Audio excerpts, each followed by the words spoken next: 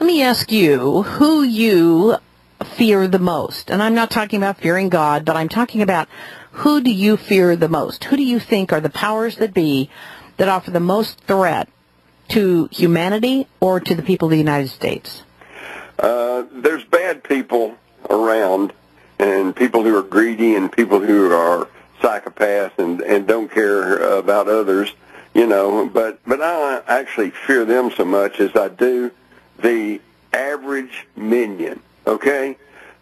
In studying the Holocaust in the Third Reich under the German Nazis, the thing that really struck me was the banality of it all.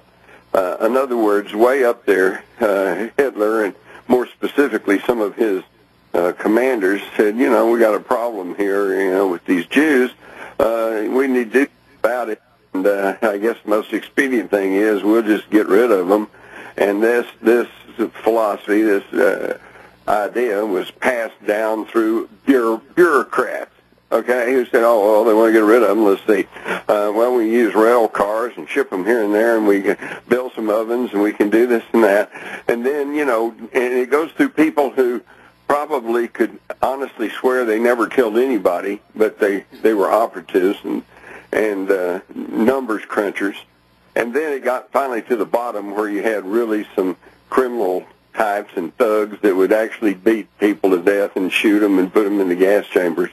And so I think the people I fear are these middle Americans who are so addicted to the system that even when it comes down, I mean, I never would have thought as a young man growing up in America that this country would torture people as official policy, and then the president could order American citizens killed without trial, without charges, you know, but here we are.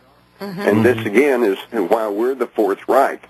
In fact, the parallels between the rise of the Third Reich and the rise of the Fourth Reich are quite striking.